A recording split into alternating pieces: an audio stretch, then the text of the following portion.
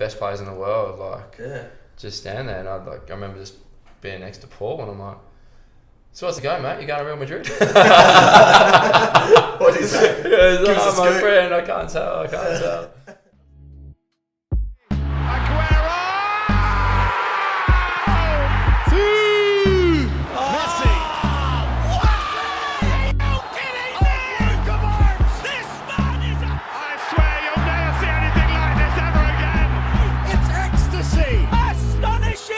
This is not just a dream, it's a wet dream of orgasmic proportions that belongs in a different galaxy altogether.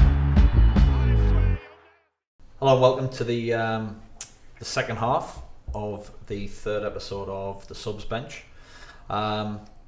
Just looking at the first half, I think was a good insight to the women's game. That something we probably haven't had to look at in the past, but I think moving forward we probably show a bit more interest. Sure, 100%. Yeah. Couldn't have got a better bloke on to talk about it. He seems to know quite a bit, so doesn't he? Yeah, he's right in the thick of it, I think, at the minute. The fans wanted as well. Yeah, we gave them what they wanted. Show for the people. We've listened to the fans and we've delivered. We will keep delivering. We will. But one thing we didn't actually have requested was the presence of a FIFA referee. Yeah. You know, this is something we've done off our own back. So the guest in the second half, Alex King, welcome to the Subs Bench. Thanks for having me, guys. Best looking ref in the business. I won't argue with that. I don't think anyone would argue with that. Obviously from the coast with that tan as well. Yeah, the Timmy Lawson tan. All right, so I think we'll jump in. Your background, so you're Sunny Coast boy. Yeah, started there. Yeah, as a player though. As a player, yeah, under sixes right through to 18s or something. Yeah. Any good? I'm not going to say I was terrible, but I wasn't the greatest. But he's a ref now. Yeah. So that explains it. So yeah, you moved into refereeing. I think you said at around about 13. Yeah, 13. I started refereeing. So you got Bribey, which is sort of halfway in between Brizzy and the Sunny Coast. They're in the Sunny Coast League. That's where I grew up on Bribey. Mum and Dad were president and vice at the time, and of Bribey. Yeah, so I used to always help out doing, like, when I was a bit older. I used to always help out doing the it's like root ball football. You know, and they used to actually play still actual size fields, and it was from different clubs, and so I used to do the 6s, 7s, 8s from about 10 years old. Yeah. And just for canteen money. Canteen vouchers. Those are hot chips. The red used to go. The Redskins. A couple of dollars used to go a long way at the canteen back in the day. You're like Not anymore. 3 ice blocks for 50 cents. Yeah, the good days. And then as soon as I was 13, I did the level 5 referees course on the Sunny Coast, and from there it just kept going. Did about 8 years, I think, on the Sunny Coast. Refereed their Premier League final when I was about maybe 18. What, the men's? Yeah, the men's. Yeah, I started doing the Premier League on the men's when I was 15 or 16. Yeah. So it's sort of just because we didn't have a lot of depth in the refereeing on the Sunny Coast, you sort of got chucked into the deep end. Yeah. And like at 15 and 16, I learnt pretty quickly how I can and cannot talk to men. Yeah. Like the old. Yeah. There was some players on the Sunny Coast. I think it was like the Rocker Boys. I don't know why. I think there was Scotty. I think there was Matt, and they were just tough. It was a baptism of fire for me. And then even now, the Kiwana captain Luke Ricketts, he's still there. Yeah, I can't believe it. But he gave me a real hard time. Damien War from Budrum. Yeah, they're all. Yeah. But I mean, like, really quick, I couldn't just say, stop talking to me like that, and I'm going to give you a yellow card. Like, so that doesn't work. That doesn't work in men's football. Were you one of them young refs who were ultra confident? And because I can imagine a 15, 16-year-old, like, sort of just having that air of, I'm right, all the time. It was exactly like that. It was exactly like that. 15, 16-year-old looking like he does. Telling you. Pin-up boy. I think I had the long blonde hair. Just. Bieber. I don't think I'd have liked you back then. It was really good. I honestly don't think I would be where I am today and achieve the things I have if I didn't get those opportunities at that young age. And a good good learning environment. Grounding. It was. Like the Sunny Coast football's improved dramatically over the years, and you can sort of see they've grabbed a few players and they killed it in the FQPL. Yeah, they did. A lot of those players. I refereed those. A lot of those guys. So it's getting better on the Sunny Coast, but did the finals there. I think when I was 18 and 19, and then I decided it was time I'd move to Brizzy. I was an apprentice carpenter. So I was an apprentice chippy. All my work was sort of in like Tarragindi. We'd build these big houses, and I was getting up at like 4 every morning, and I was just like, nah, done. Not doing this. So I moved to Brizzy. Actually started training because you rely on natural fitness for so long. Like I don't know if it's what it's like for players, but I just never used to train because I just rely on my natural fitness. And then then you start hitting the piss and all the rest, and you go, gotta start training now. It all catches up to you. You gotta keep up with the play. So I started taking it pretty seriously when I was about 21, 22. Just was refereeing the MPL, refereed the old is it the QSL? QSL. Refereed the QSL. Because I was still on the Sunny Coast, I was able to be used as like their representative on the old QSL. So I did a few matches. They were always strong in that competition too. The Fire. They were really strong. They were. They won it a few years in a row. A few times. At that age, when you were 21, was the end goal to potentially? It wasn't even at that age. No, I reckon it was. It was probably about 2021 where I was like, I want to go do something with this. But obviously, full-time refereeing wasn't around then, and it was always a goal. I wanted to referee on the A-League. And then I didn't think it was hard because it's so hard to get on the A-League. We had 12 or 13 referees on the panel throughout Australia. It's tough. It's tough. It is tough. It would be very tough. It's like the players. It's exactly like the players, though. You have, harder. But how hard is it for players to break in? I've always sort of wondered about that because, like, from a player's point of view, like you see kids who want to play in the A-League or play professionally, but a lot of that is to do with like the adrenaline of being in that environment and being competitive and being in competition. Whereas like for a referee, like you might be in competition to get certain games, but you're not out there competing on the day. You're there officiating. So correct. Like I've always wondered like where the motivation is to sort of get to that point. Is it just like seeing refs like Mark Shield, for example, going over and like doing big games? There's no better feeling than refereeing in front of big crowd. The ultimate goal for any referee is to go out there, blow the whistle a couple of times, run around, maybe playing a couple of good advantages that might lead to a goal. Helping the game be exciting. Contribute to that. That's all. Like all referees, that's what our end goal is. Always hear like good refs one that you don't notice, don't talk about because like there's no reason to talk about. Yeah, sometimes it's great. Unfortunately, there's always going to be controversial decisions here and there which you're going to get talked about. But you can't avoid that. You just got to do. For me, you just got to ref what's in front of you.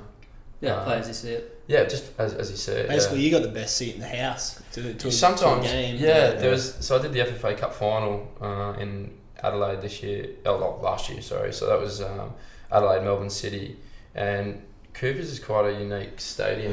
I went to the FFA Cup final the year before. It's pumping. Great atmosphere. Great atmosphere. It seems like there's 40,000. Yeah, legit. Like I think it was only 15 or 16,000 there. But it's just the noise and like you're running around and like Alhassan Torres scores a good first goal and it's pumping and you look around, you sort of take it in a little bit and go, this is cool. You start celebrating yourself. Who's the ref in the Premier League? That Mike D. He plays the advantage and then he goes running up like yes. Layering up. He loves it, doesn't he? It's about 21 I sort of was like, maybe I can make something of this. So how old are you now? So I'm 27 at the moment. So I reckon it would have been about 6 years ago the first time you refereed one of our games. I remember we spoke in the bar afterwards. It was I think you scored actually. We beat Annalee. Standard. We beat Annalee about 7-1. to clinch the title. Only scored I do remember that. He was scored refereeing real that late. game. It took me ages. Yeah. And but you were A couple refereeing. of penalties too that game. You scored the clincher then. Right. Did you take the pens? No, smudge. Dan Smith, top corner. Striker, couldn't get a gig, but and I remember talking to you. I think I'd made a point of saying to you, look, I thought you had a really good game, and that's what you said. Sometimes referees that you don't notice are the best ones, but the really good ones are the ones that you notice because for that reason, because they're very good. Yeah. And I remember saying to you, I was like, fucking hell, like you were really, really good, mate. And I think you'd just been out. Clattenburg had just been across. Mark Clattenburg had been across. Yeah, good guy. Yeah, You really refereed Mitchie game or something? yeah, he did. Did Mitchie? Yeah, he live? did the Mitchie. So yeah, he was. But you've got to watch the game. Their training session then. Yeah, all so the he rest of it, so he came. He did like a little seminar and stuff, and you know, he wanted to play a game of golf when he was here. Yeah. And you know, so Ted goes, anyone can play golf? I was like, look, I'm a bit of a hack, but I can play. I like the drinking part. It's good for a laugh. So yeah, I ended up was lucky enough to go and play a round of golf with Mark, and he's quite good actually. But being a full-time ref in England, it's probably pretty cruisy, yeah. Probably what he did every second day.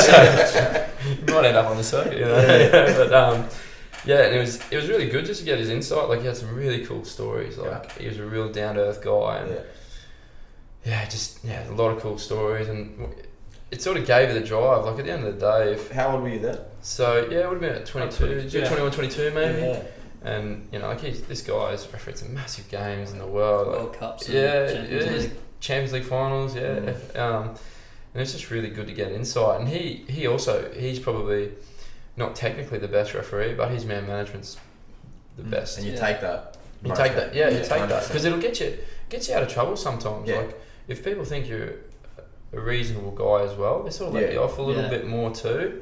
Like they think if you're a decent guy, then they can accept if you make a mistake. 100%. And you know, for us as well, like if we admit fault, it's also good. Yeah. Because if I say to you, if you've done that, you've gone the wrong way in that one. Yeah, I think you're right. Yeah. What are you going to come back at me with? Yeah, well, you got nothing. You can't. You see it happen. Like coaches Don't do it again. bail up a ref and say like you've messed that up. It's like I did. It's like okay, good chat. That's it. Just sort of kills it. Yeah. You know, don't be sorry, be better. Yeah. But yeah, he was awesome, and to sort of rub shoulders with him was good. And, you know, we had a night out, which was pretty fun. I must have a pretty good chance to sort of pick his brain, like being on a golf course. Like over there for 4 hours. Unless you were hitting on this way and he's on his going there. Well, he kept going straight, and I've got this mad slice because I'm the lefty. It just goes. So there's no chat. In other words, Just play Ambrose, class. Oh yeah, can you help me look for my ball? You got your own buggies. Yeah, but no, he was class, and now I still keep in contact with him. Now he's over in China at the moment as a professional referee there. He must have some bollocks. Like you mentioned earlier, like you got to have something extra to be able to sort of top what you get. Like, to do that on that level in the Premier League with that, like those crowds, the pressure those guys are level, under is just immense. Yeah, like so it seemed pretty laid back for a guy that it seemed cruisy as. I don't know what he's like pre-match, but you know, like the good thing that FFA do as well, they do a exchange program over to England. So I went maybe 3 years ago. So we got to go over there for 3 weeks. I refereed some under 23 matches. I got to do Villa Norwich at Villa Park, which was pretty. It was pretty unreal. Yeah, it was awesome.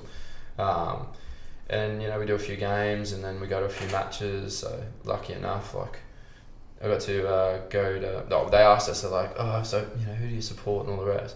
So I like Leeds because my old boys are Leeds supporter. The glory days are coming back. MOT. Is that what they say? Yeah, mate. March on together, mate. Come on, get up. But but then I had a look at the quick fixtures, and I was like, Man United are playing Arsenal at Old Trafford. Yeah, I support Man United. I take that handshake back. And then they go, all right, okay, so we went with 2 other referees, and they said, okay, you boys are going to go to Southampton and Liverpool, because them boys said, we support Liverpool, whatever. Sure. And they're like, oh yes, we got to go see Liverpool. Alex, me and the elite coach at the time goes, we're going to Man United Arsenal at Old Trafford. And I was like, enjoy Southampton. So it was awesome experience because we got to go there and we're in the director's box and I'm all suited up and looking fresh. Yeah, looking good. On Tinder. Just swiping hard. Yeah. And then I see Alex has a game on. what game? And then I see Sir Alex and I'm like, oh. Hey mate, from Australia. How How you going? Hello. And then I was able to get a photo with him because all the big wigs are just in that director's box and watching. Then we go out to the game and one of the assessors, because it's really weird how they assess the referees over there. They actually have ex-players. That's awesome. Yeah, and and the actual clubs get to mark the referees. It's a different system, so different to what we have here. What's the process here? Well, we just have referee assessors, who are ex-referees. It makes a lot of sense though. To have players. Well, the players have just a different insight, Depending like you're saying. Yeah, if they, I tend to find the players want to, they want to see less fouls given and more of a free-flowing game. So what do you think the percentages of referees that have actually played the game? Everyone's played the game. Everyone? Yeah. Everyone's played the game. So people say, "Oh, referees have never played the game." That's not true. Because we all love football. We all love. You played referees, say like NPL referees in Brisbane. Like, how many of them do you think would have played at a high level, like close to what they're refereeing? There'd be a couple. I think Isidro. Actually, I don't know. When we have a game every now and then amongst the referees because I miss competitive sport and the referees are we get a game. Ted takes the whistle, so you got to be careful on tackles and whatnot. But there's some of the guys can. Players. Yeah, some of them can. Yeah, play alright. There's some that are rubbish. I won't name names. How do they go with like refereeing decisions? How do they go with like refereeing decisions during that game? They give a bit. Everyone got different opinions. Are you blowing up deluxe? Yeah, blowing up absolutely. How did you miss that? Yeah, your eyes glued on Ted. Yeah.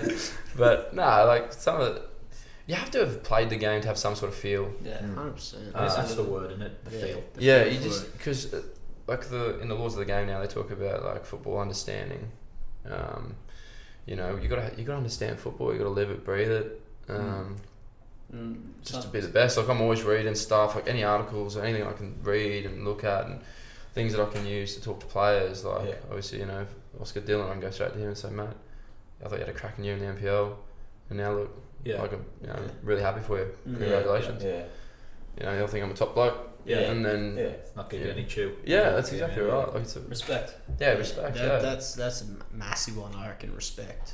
That's all it is. Like, it's not. I guess to look at it, it's like it's not a referee out there in the middle. It's another human being that's and that's exactly what it is. Like the feeling for me, what I love about refereeing, I just like come to the ground.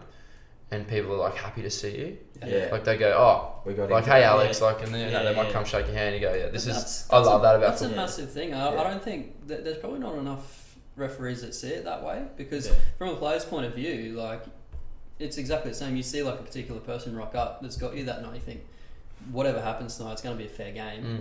Win or lose, we're going to deserve it either way. Like it's. And then you see some that come and it's like, oh shit. It does. Yeah. Sometimes before the game, when you see the ref there, it's actually a full-on conversation. Oh fuck, we've got him. Yeah. You know what I mean? Like, that's a good point. I mean. So maybe it's not much when I was a player did I take much notice of this, but in coaching, we on the Friday. It used to be on the Friday that it would pop up online on the match centre, and our team manager would always send through.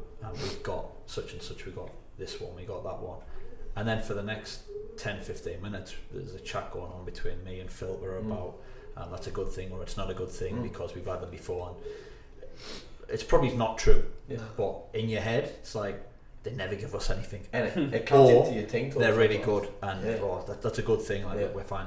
So flip side, do you have and we'll not talk about the A-League stuff for this point, we'll talk about the local stuff because we've been told we can't be too controversial, so excellent. With the do you go into a game with the two assistants because you probably all know each other anyway from your trip?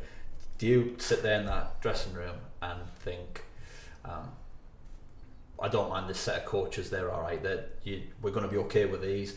Is there certain players who you'll say just keep an eye out for him off the ball because he's that type? Or so like we still do, like we have a bit of research into teams. Like team tactics, I think now is pretty decent. So like even, you know, I might watch the way for me. I can use an example for in the A-League.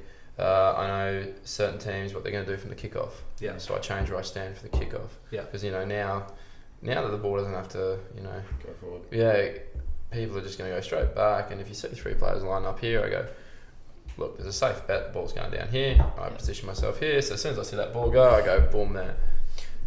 There's some teams that, you know, don't really have I find they don't have a midfield. They sort of go out wide, and then you'll have some teams that push. Well, they want the teams to go wide, so they push a formation that'll go harder in the middle. Yeah. So they're trying to force them to go wide. Yeah. There's things that we all look at. You know, like there's certain players like. Well, I'll use an example. Want some gossip? I won't use current players. But I know, like say when Danny Tiato used to play. Ooh. Yeah, good example. Good example, right? For me, I would say to my fourth official, off the ball, you watch him like a hawk. Yeah. Because he's real good at doing these little jabs, and his arms would just go swinging. And Oh, so, there's your nose. Yeah, and it's not going in with a preconceived idea, but it's going in with just a bit of knowledge. Yeah. That it's plays well for us as well. Yeah, and for us, like, you expect the unexpected. Like, you just don't know what can happen. At that level, like, players have reputations for that sort of stuff as well. Yeah. As I say, it's not preconceived idea that they're going to do it, but be aware that it could happen. Yeah. So as long as we're aware of it, then say something does happen, we go, we're not surprised. We go, all right, well, this is how we're going to handle it. Yeah. For coaches as well, like I might say, you know, some coaches might, as long as you give them an answer, like just don't ignore them. Yeah. So for my fourthies, I always just, you know, I might say to them, you know, don't poke the bear, but don't let the bear poke you. Yeah. Like, don't go and cause trouble. Don't look for trouble, but don't let them run all over you. Yeah. Okay. If they're being polite and asking questions, then sure. That's the game. Like everyone wants to know what's that given. Human side that we're sort of saying. Like, it's fun to have a chat, but if it gets to a point where it's not a chat. Yeah, you got to find that. There's got to be that balance. though. As soon as someone starts being disrespectful or swearing and whatnot, then there's got to be repercussions for that. Yeah, there's a line. Because we're all human beings at the end of the day. You're right. Like, so, but yeah, we do a bit of bit of research. So there will be a chat before the game. If you've got, for example, a Rochdale versus Capalaba. And there'd been potentially an issue the year before between these two teams. It's like, right, these had a big blue last year. There's still a few characters. Yeah, 100%. I think when the NPL first started, I had an absolute shocker. It was Redlands, Moreton Bay. That's it. No, I absolutely had one. I reckon I missed a red card in the first half. I got a good red card the second half, but I absolutely butchered it. Yeah. Like, Royce Brownlee was at me, and he was just he got into me, and I was just like, and I sort of just let him get to me. Yeah. And just because you were young, you reckon? Yeah, a little bit. I reckon a little bit of inexperience. Because Royce is pretty good at that. He's good, yeah. And I like Royce as a guy. Yeah, he's really good at doing it. He's a really good guy, and he played for the. He's a smart player. Man. Like, he'll do what he's got to do to get on top. Yeah, that's right. Yeah, and that sort of rattled me, and you know. Does it rattle you when you make a wrong decision and you think about it for like next minute two? Do you sort of sometimes, but you got to just try and bin it. Yeah. So then, like, if you've got like obviously in the A-League, if you've got experienced ARs, they can because we've got the comms and everything, they sort of like they'll like drop it, move on. Yeah. Next one, get the next one, get the next one. Yeah. And so you rely heavily on your team sometimes to get you out of a tunnel. Like I sent someone off Adelaide Brisbane Roar last season in the 8th minute for Adelaide. 8th minute. Yeah, 8th minute for a tackle. I thought it was a really bad tackle, and it is a bad tackle. I think the red card's fine, but like I didn't think it was possible to be booed for like the whole 90 minutes. Yeah. But I was. Yeah. Yeah. It was. And you know, you sort of get stuck. Sometimes you get stuck in a little tunnel, and you're like, I got to snap out of this. Like, there's still 83 minutes left in this game, 82 minutes left in this game, plus added time. I've got to bin that, move on, get the next one right, and then find the consistency. Get them back in your court. Yeah, and you just. Is it difficult? You see a tackle in the first 10 minutes, and you think, that's a red. That, and I know that the standard line has to be, if it's a red, it's a red. But when it's that early, do you have to think it has to be a red to give it a red? Well, it's got to be it's got to be flashing, but that's a tone. But it's like for that tackle, it was studs on the shin of Matty Mackay, and I saw it and I just thought, like. I got to protect the player's safety. These guys' careers, this is what they do for a living. That's their livelihood. Yeah. So we got to protect the players. So for me, if it's a bad tackle, I've got no issue with it. You got to make sometimes this is what we're talking about. Sometimes it's good to be unnoticed, but sometimes there's big decisions that get put in front of you. As long as you get them right. Yeah, exactly. If you got to have the courage to. If it's a red in the first minute, it should be a red in the 90th minute. That's what I'm saying. It is what it is. But it's in my head. I'm thinking if this is like a 3rd minute red card, and I'm thinking, fuck, if I get this, if this is not actually a red, I might have completely fuck the game. Yeah. So I think there's probably just more pressure than in the 75th minute someone's 2-0 down. Yeah, it's a red. It's an easy one. It's not really going to change the game. Is that sort of thing different now with VAR? Like, do you feel like you have like a net to back you up, or is it still the same? When I first, because I got onto the A-League 3 seasons ago, and that's when VAR was introduced. So I've never refereed on the top league without VAR. So at the start I did struggle because I sort of didn't back myself in what I was seeing. You had that safety net. Yeah, and because there was a game in Central Coast I had where I had 2 VAR interventions, which were for 2 red cards. The second one I didn't see it, but the first one I saw it, and I questioned whether what I saw was correct. And then just because you knew. Because I knew that I don't ever want to send a player off and then have to go to the screen and then say, come back from out of the tunnel, come back. After there's been a big blow up. Yeah, exactly. So then I struggled with that a little bit. But then, like my second season, I just sort of said, stuff it. I'm just going to back myself. I'm gonna, this is it. I got to this level. I got to this level by doing that. Yeah. So I shouldn't change what I'm doing. Yeah. And I'm having a really good season, and then this season promoted to full-time refereeing. Become a FIFA referee. When did that kick off? So I started the full-time role in September. So full-time refereing, it's a dream job. Like I'm the luckiest. Every day. I train in the morning, surf in the Arvo. It's the greatest. For me, it's the best job in the world. I actually love it. Yeah, and you got to do a bit of travelling with that. Yeah, so I'm away a fair bit. Yeah. Hopefully now with the FIFA badge, I can get some international appointments and start heading overseas a little bit. But that's what makes it worth it as well. Like you get to travel in trios normally, or 4. Yeah. So you normally take 2 assistants and then a 4th official. Do you get to pick them? No, not really. Like you get onto like an elite panel in the AFC, and then you just get picked from that. So because sometimes I'll watch say an A-League game, and you've got all 3, possibly all 4 actually, are local refs in Brisbane. So do they send groups around together? Sometimes. So at the moment, Beathy, and Beecher. So Ashley Beecham, Chris Beath, and Anton. Yeah. They travel as a trio at the moment because they're actually en route to try and get to the next World Cup as that 3. Yeah. So they'll do most games together. Like last night they just did the final for the under-23s. Yeah. So that's a massive achievement for them. That's really good for. So when you say those 3 are pushing for that, are you pushing for that, or do you have to? Yeah. So because I've got the badge now, I'm actually part of the AFC Academy. Yeah. Call it like a ref school. So I've been 2 years into that now. I've got another 2 years to go. Hopefully I'll get to start refereeing some AFC tournaments towards the end of the year. But basically, as soon as I finish that 4-year program, then I can jump on the elite. And then you've got to do Champions League and all the rest. I reckon, like my goal will be 2030 probably. Yeah. So I'll be aiming for that. Are you quite young to be an A-League ref? No, it's different to like say England, where a lot of the older guys. Yeah. But in Australia, we do tend to go for a bit younger. But between like 25 to 30 is pretty much the age where you get on, and then now that I'm full time, I want to try and hold on to this thing until I'm 45 or something. That's it. If the body holds up and I can stay fit, then why not? But the goal is the World Cup. Like that's any referee's goal. That'd be pinnacle for sure. It's just 10 years down the track.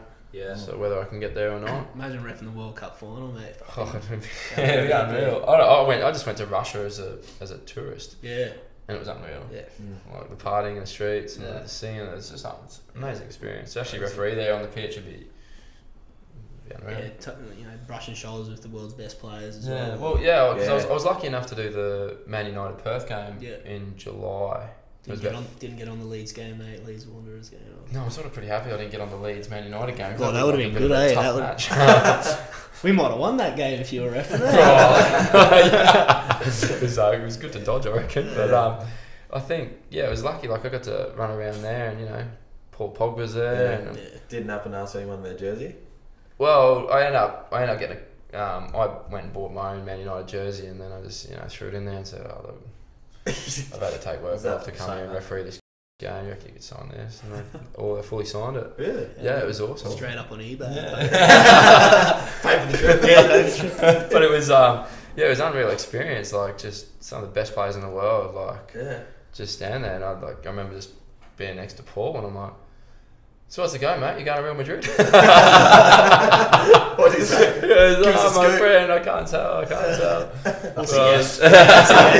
But it was just really cool to talk to some of those guys. It was it was awesome, and to referee at that Optus Stadium, 53,000 I think there were there. It was something I'll never forget. Do you reckon you'll ever do a Jared Gillette and head over to the UK?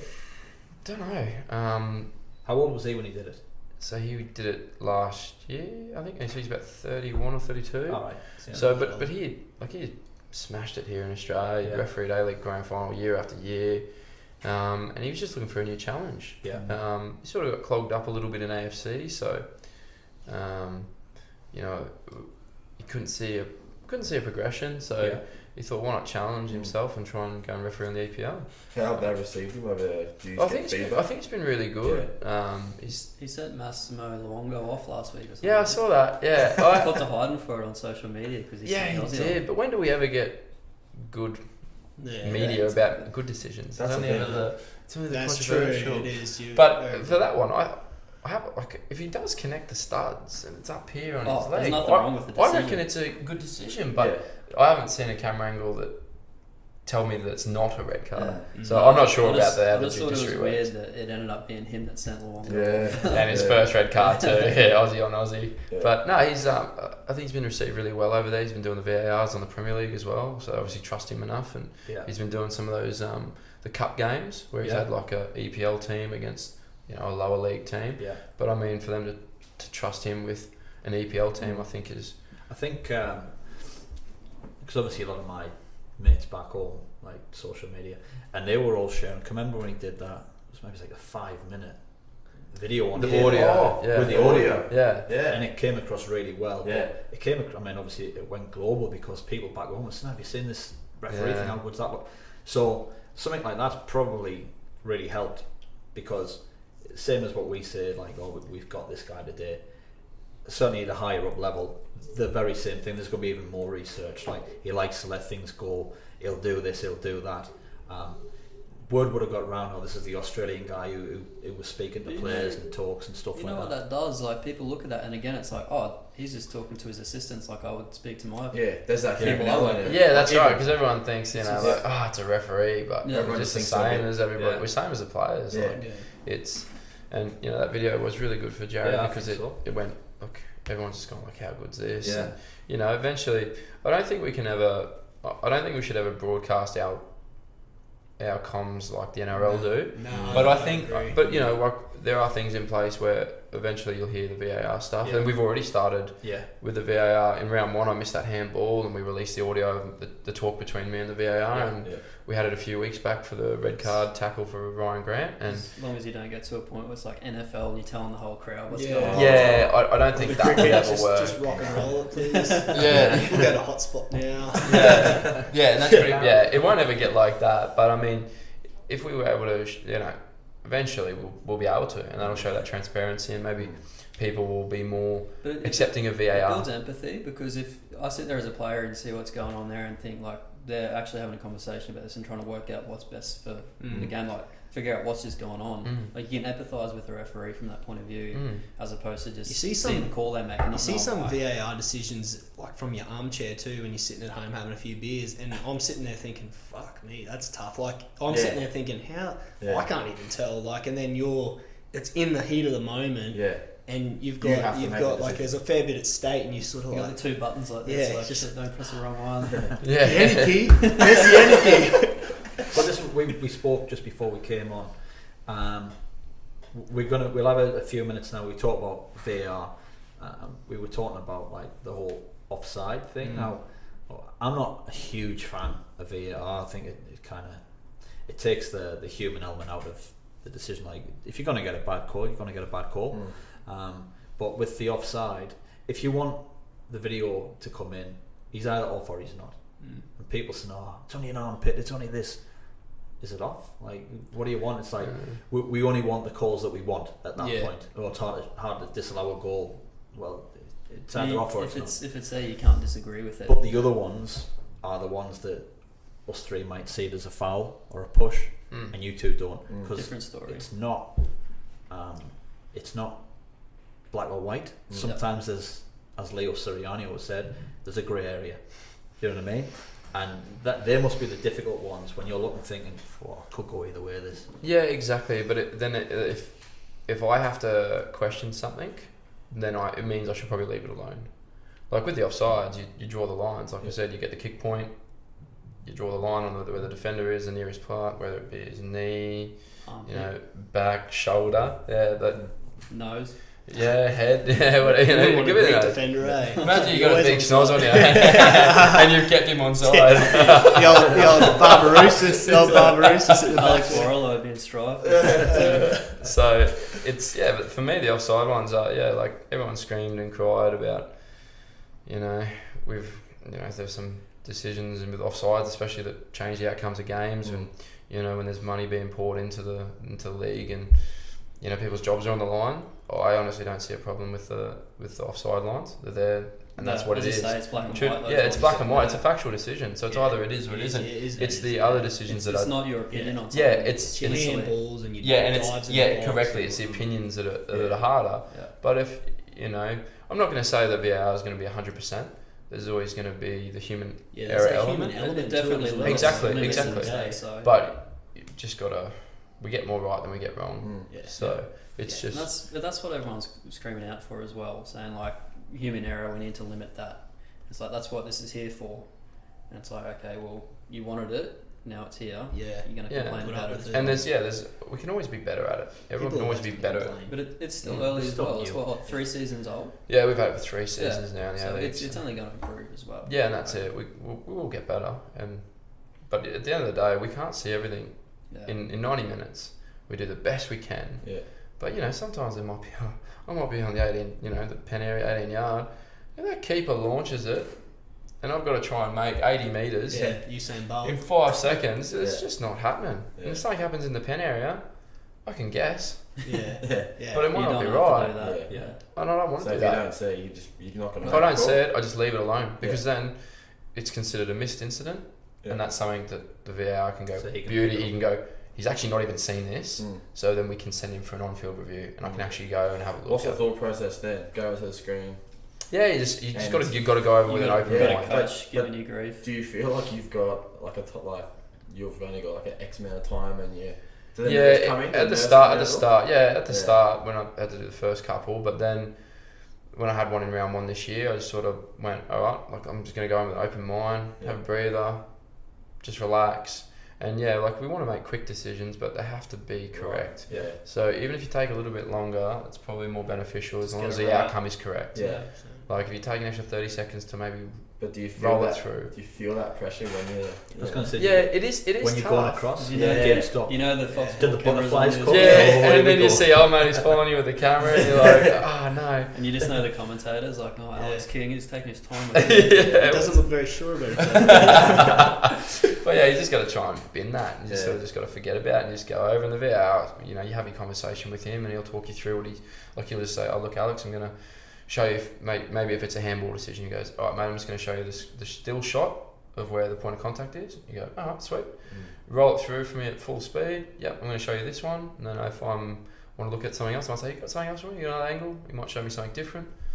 And then you just come to a decision and just run with it. Maybe you're just asking what he's having for dinner. It's your chef tonight. Get us a vindaloo while you're I get that, like what you mentioned, Benny, about how it takes that human element out of it, and it stops the game like it does. And like those split decisions, like the opinion about handballs and fouls like that, like I get that it's frustrating. But from, as we were saying, like offsides and things like that are just clear as day. It's like, no, it's not a goal because he was offside by an inch. It's like then he is offside by the letter. It's a correct decision. That's exactly right. Unless the laws change, which I don't know, they might. I don't know. I'm no saying that, but then maybe it might be different. But until then, it is what it is, and it's off. And he's off. He's on. You can't hear the commentators talking. Never hear the commentators talking. No. So probably a good if you're doing not that you want to. No. If you're the VAR, not Archie anyway. You're either in a studio somewhere.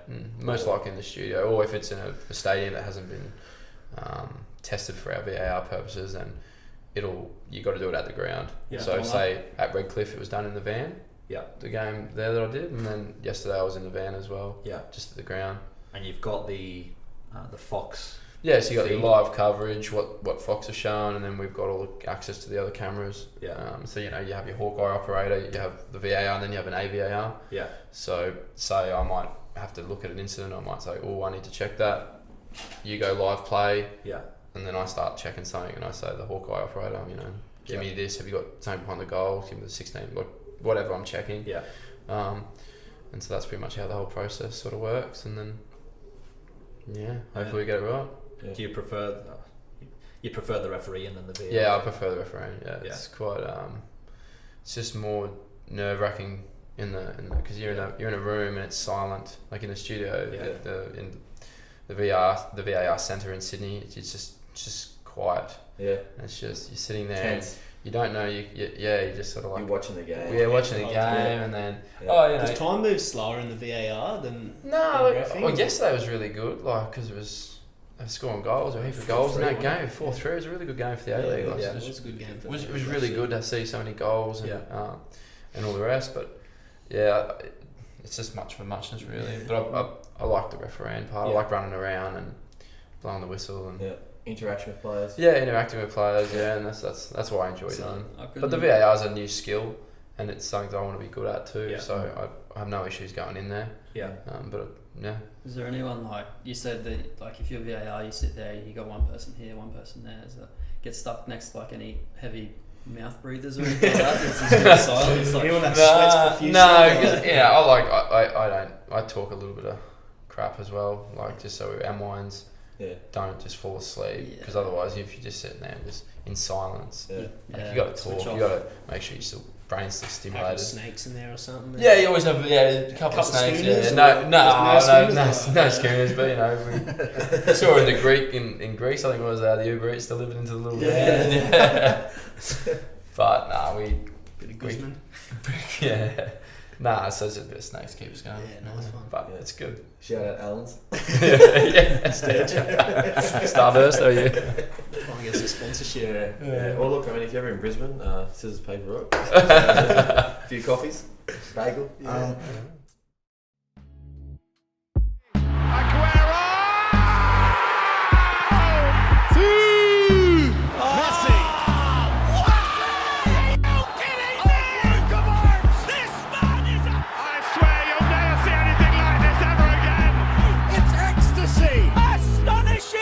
This is not just a dream, it's a wet dream of orgasmic proportions that belongs in a different galaxy altogether.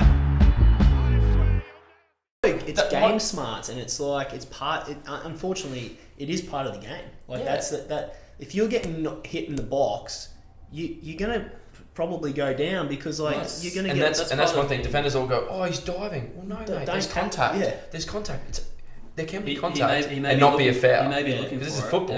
This is football. Well, so as you just touched upon, where a forward might just knock the ball and see the tackle coming and just kind of hang the left leg out. That's what a lot of people are doing. Yeah, absolutely. In live, that is so hard to tell. Yeah. Willian did it not long ago for Chelsea. He just sort of... It's cat and mouse with the defender Some players are far better at doing it than others. I reckon they practice.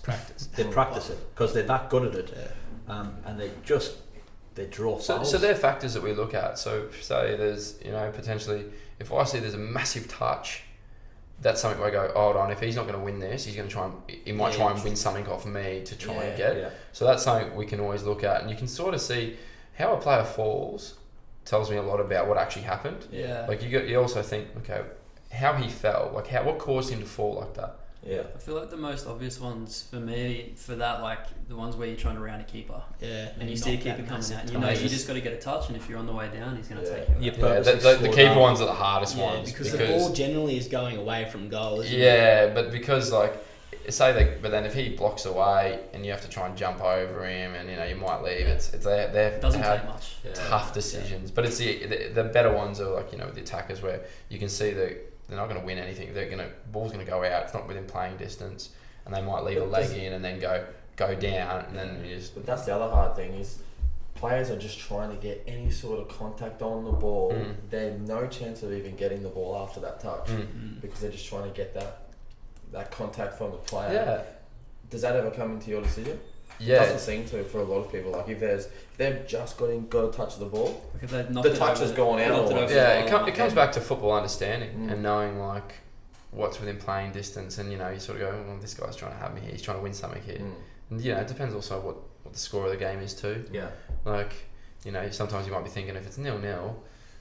And someone's doing that, they're trying to win something off this, or they're trying to. There's plenty of factors that you sort of try and think about, and there's so many considerations that referees will go through when thinking about it. But you guys, people wouldn't understand unless they've come from the refereeing background. Yeah, so there's heaps of things we look at who initiates a contact, what makes him fall, how does he fall, is the ball within playing distance. There's plenty of things we try and look at. We try and look at it once and go, nah, that's like 5 points you got to reach. But that comes with experience in plenty of games. Yeah, so it's a tough gig, isn't it? I'd much prefer to be a professional player if I could, but I'm not good enough. I was interested, for you being full-time pro referee, what's a typical week for you? Yeah. So my working week is from Friday to Monday, so it depends what I've got on. And obviously if you have to travel. Well, yeah, so travel. So normally if you're traveling to Perth or Wellington, you've got to travel the day before. So for this long weekend, Friday night I refereed Victory Sydney. Then on the Saturday I did the fourth official for City Perth, and then I did the VAR yesterday for Adelaide, Western United Adelaide. So it's not normally that busy at times. Yeah, so that was all in Melbourne though? Yeah, it was all in Melbourne, so it was... Yeah, so I made a weekend of it. They descended down on the third. Went down Friday morning, and then I got back for a few nights. Yeah, put it up near. Yeah, 5-star. Oh look, I wish. Formula One. Then you come back from that. Do you have training days or? Yeah. So normally, a normal week for me, it just depends on when your match was. Yeah. In terms of recovery and stuff, after the game, next day I try and get into the gym and do maybe just an hour on the bike, just low stuff, and then jump in the pool just for active recovery. So say Mondays I'm looking at, I try to change it up a little bit now. I just started to do boxing because I hate running. In case anyone gives you just in case the rest of stuff. Just in case I've got to hold my own somewhere. Out the car park or something. So normally it's gym in the morning and then probably 10Ks in the arvo. Just an easy 10, Just an easy 10. How much would you cover? Do you wear a tracker? Yeah. So I got heart rate. So normally normally about 12. Yeah. So you. That's as much as a midfielder. Yeah, you cover him. Yeah. So normally I think it's double what I do in a 90-minute game. So. The semi-final I did last year, where I went to extra time. That was Perth, Adelaide. I went to extra time on pens. I think I got to about 15 clicks in 120. So it's just cop and abuse the whole time. Yeah. That's Perth won, so that at least I didn't cop from the home crowd, which is. But yeah, so normally Tuesday then I do gym in the morning because I try and do 2 sessions a day, assuming it's my job. Yeah. And then Tuesday night's a high intensity session with the group because I train better in a group. Yeah. Because I'm competitive. Yeah. So if we're doing something, I want to be at the front of the pack. I want to be beating everyone. That's just who I am. Yeah. Then Wednesdays will just be gym and boxing. And then Thursdays is like gym and just like a high intensity. But gym, I'm not doing like hardcore weights. I'm just doing like a lot of core stuff and a lot of injury prevention stuff. When do you sort of figure out what you've got on that weekend? So we get the appointments 2 weeks in advance. So Monday 3 p.m. every week we get the appointments. Do you look forward to? Yeah. Everyone looks forward to 3 p.m. Yeah. Everyone in Australia, they go. Do you have like a WhatsApp group and you just? Yeah. So we've all got the groups. You've all got different groups, like some are in this and that. Yeah. But as soon as sucked in, you got Mariners Newcastle. Yeah. So normally when there's the big games, there's plenty of derbies. I think the Sydney Derby, Melbourne Derby not this weekend, the following weekend. Got any scoops for us? Oh look, I know some. Send them through at 3 p.m. Yeah, you know when the appointments have come through. Because say I'm not even. Sometimes I don't even look at my phone and just only hear the ding, ding, ding, ding. Yeah. It's just so some people are whinging about not getting the game, and some people are like, "Oh, we got this." And but yeah, normally we know 2 weeks in advance. So is there a particular city that when you know that you go there, you're like, don't mind that city? Look, it's I love refereeing in Brisbane. Like I love refereeing in Brisbane, because I don't have to travel. But if you get to travel with some of your mates, like I think one of the best things about refereeing, you get to travel to a different place, potentially with some of your mates. Yeah. You go out. So you've become pretty good mates, yeah? Yeah, man. Some of my best mates, like when I moved here, I still keep in touch with mates, but I see these guys all the time. Yeah. I see them on the weekend. I see them at training. Yeah. We talk heaps just about decisions and this and that. Like it's a really close, it's a good just culture. Just like an end of season trip every weekend. I tell you what, as soon as the business is done, we're on.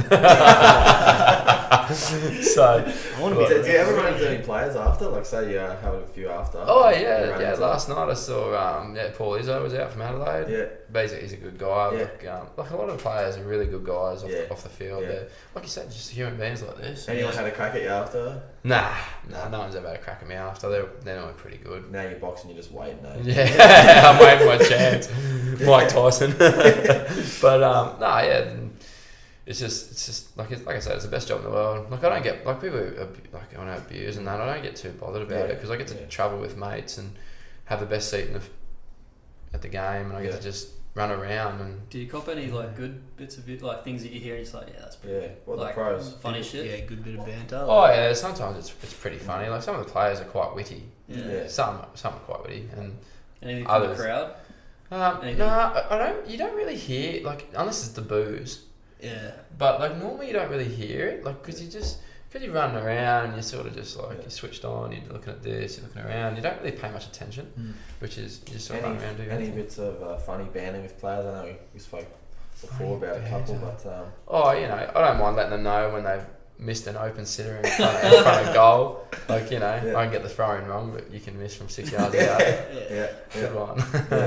But you try and keep it pretty lighthearted and stuff, and you get to know what players you can do. Yeah, exactly. Yeah, you learn. As a player, I don't mind that. No. Yeah, like sometimes I appreciate it. Yeah, if you have a good battle with someone, it's quite good. Like it's good. I think it's good for the game. Open goals, like one ref in particular, Johnny Vasiliadis. Yeah. I'm not gonna say he used to work for me. He's a great guy. I'm not gonna say he fed it to this guy, but like he fed it to this guy. It was like I think it was this season just gone. I think it was at home. We're up 2-0 maybe. There's maybe 5 minutes left, so the game was pretty much done. And player from a particular club, he literally did that. He missed a sitter. Would have put him 2-1 with about 10 minutes left. And Johnny's pulled this bloke up for fouling someone. And his response was, "Oh, well, I got fouled over there." I was like, "I didn't see that, mate."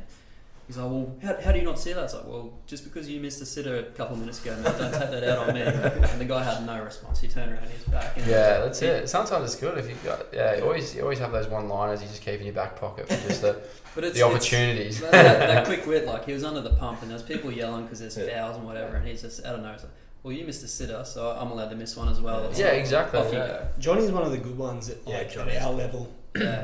That you can sort of relate to, and then part of that is from the player as well. Like you need to be open to that. Like I know when I was younger, I probably wasn't because it was just about playing. Yeah, but I think that's like that. I think with the younger guys, sometimes it is quite tough. But like I found in the A League, some of the younger boys, who are in the 23s and that, still respond quite well. Yeah. Because I think I'm not far off their age. No. Yeah. You know what I mean? You can relate. I really enjoy it. Like if you get a referee that you can speak to, as long as it's all respectable and whatever. Yeah, exactly. You can have a chat. You don't get personal. We never get personal because at the end of the day, nothing like whatever happens on the football field happens on the football field. As soon as you're off that. Yeah, and whatever happened there? From like as we're talking about game management, from like a captain's point of view, if it's getting heated and it's getting a bit over the top, if you can pull it up and have a chat to the ref, and he can have a chat to you back, and just stop everything for a minute, let it calm down, get it back on when it's right to go. Like some refs, like they won't do that because they don't feel comfortable talking to players, and it's usually because the players have been a dick to them. So it's just about experience as well and learning that.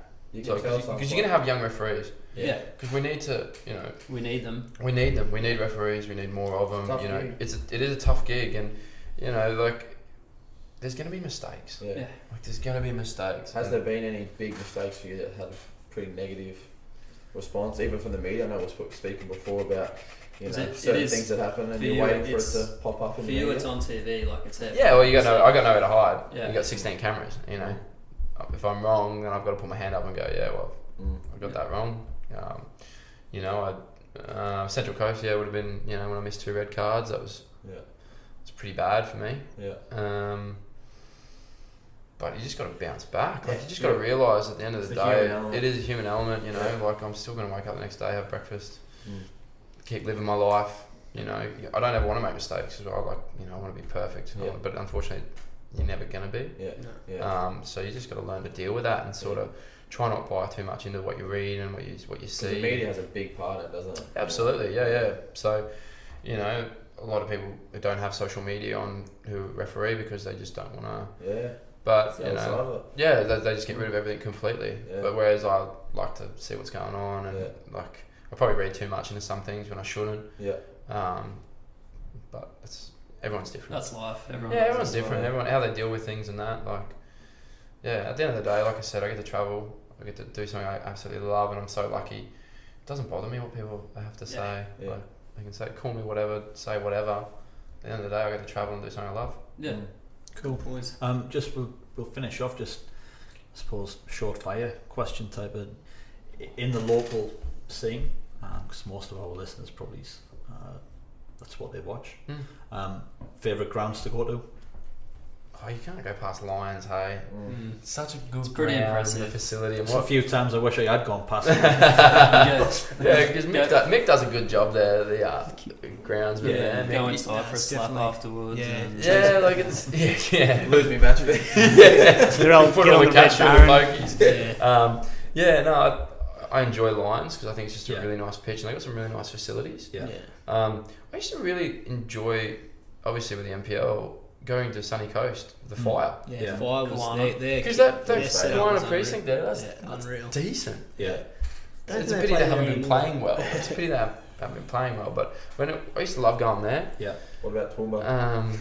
Toowoomba's too cold for me. Like my mum hugged me too much as a kid and it's made me soft. So I don't do cold. So Toowoomba, I used to always go out there once a year. I said, I'll go there once. Yeah. But it's just too damn cold for me. But there's got to be some really shit referee room somewhere that you just hate going to. Oh, surely. Yeah, there was Pride. Ipswich Pride had that. It was just like a little hot box, and it was just no good. It was no good when it was hot out there, and even like. Do you find some clubs treat you better, welcoming you and lots of stuff than others? I think it's gotten a lot better. Yeah. I think all the clubs are quite welcoming. Yeah. It's just if referees wanted to, they probably could. I don't know if they know that they can stay and have a bite to eat, have a beer, and have a chat. Yeah, because I just don't know if it's some a bit nervous or a bit. It depends how the game goes as well, obviously. Yeah, you've always pissed one team off. You've always. Unfortunately, you always. I understand why they don't, but sometimes when they do, I'll stand and talk to them. Yeah, that's exactly right, and I think that's that's changing. But I think all the clubs have been really good. Like in Queensland, I reckon it's gotten much better. Yeah. Oh, and I don't like refereeing at Peninsula either. Because it's on the north side, I'm on the north side. And we're almost really nice there. And the ground's quite nice too. Yeah. But I tell you what, they can be pretty mean up on that stand. Yeah. I think I did where was it, the FA Cup game I did for you last year? I was copping absolute roasting from them. They're always unhappy at all? No, it wasn't Caboolture. It was you guys and maybe City. Oh yeah, went to Pens. Yeah, I copped an absolute. Yeah, it's because we'd won 17 out of 17. And we were 2-1 down. That's probably why you were getting it. Yeah. We were poor that. We were poor that night. Yeah. So best players you've in the local game that you just when you're refereeing going for these. You've got a different perspective on it. That does say your player's really good, but maybe he's not the best bloke. He hammers you. Does that change your? Well, see, like I like Sam Roper. I think he's a very hard man though. Like he has a good battle with you. You know, he goes in hard. Like, I don't mind that. Bloody Marvin Bratton used to be real tough. I was talking to Lukey on Friday night because he was playing for Sydney FC, and I said, "Oh, is your brother playing this year?" He goes, "Nah, mate, brother's not playing." I said, "Oh, you don't know how many football Brisbane referees are just going, yes." But you know, Dan Smith used to be a good player too. He was decent. Yeah. What else in the? Because I haven't done a lot of BPL. It'd be more the MPL. You know, I like. There's a few players in the Lions team that are decent. I think Borean's a bit of a character. I don't know why he wears that stupid thing on his head. Because he's a character. Yeah, it must be. But football needs those sort of guys. I think it's really good, but it's it still a talking looks. Yeah, Yeah, but it looks. Everyone says Borean. Everyone thinks beanie. Yeah, looks dumb. Lollipop. The old foreskin on the head. Yeah, just a little bit floppy there on the top. When he's got the lollipop in, surely that. Yeah, I don't get it. Yeah, but should he be allowed to play with it in or? Does he play is it like doesn't play with it? It's like chubba full on chubba, isn't it? He got in trouble, didn't he, for playing? So he's only allowed to have it in the mouth in the warm. It's got to be superstition. Yeah, we'll have to get him on. But some people chew. But some people chew gum though. Yeah, I think yes, the stick. I guess the stick maybe. Yeah. No, I don't know. Well, maybe if you swallow that, you're not going to be in trouble. A whole lot of trouble. Get a dab outside. But no, like there's some really good players all out. Like I can't think off the top of my head. Some coaches that sort of give you a bit of grief on the side. Like we spoke about Hunter. I reckon over the years that like that mutual respect that you sort of try and build up, and it's been really enjoyable. Like Leo was good when he was at Mitchie. I used to enjoy when he was there. You guys are one of the good ones, mate. Yeah. You know, like that's up for debate, but you probably didn't hate your guts, so yeah. Because I think in one time, I had to borrow Leo's boots out at Mitchie because I forgot mine. I walked up to the ground. I was just like, sure, that's a fine. Hey Leo, you got a pair of boots? He got a pair of boots. Like how good's that? Yeah, so you know, I think all the coaches, like Mooney was good at Lions. I rarely see it. Most of them blow up. Which has been really. There's not one I can say bad things about. Yeah. Because like I said, there's passion. Yeah. But then afterwards, it's all good. Yeah. That's it. All good. Well, I'll tell you, it's been an enjoyable hour and 15. Yeah. Thanks for coming on. We might do this again. I've enjoyed that. When I retire in 15 years, I'll have so many better stories. All that sort of stuff. Yeah. Some better ones. Release a book. Talk about. Yeah. We'll plug the book. Plug this. Let's paint that right now. So thanks for coming on. Yeah, no, it's been a pleasure. Obviously, thanks to Wynnum Golf Club for the use of their boardroom again. Thanks, guys. And we'll be back in a few weeks' time with another episode. And look forward to it. Yeah, thanks for having me, guys. Cool. Thanks, Cheers, mate.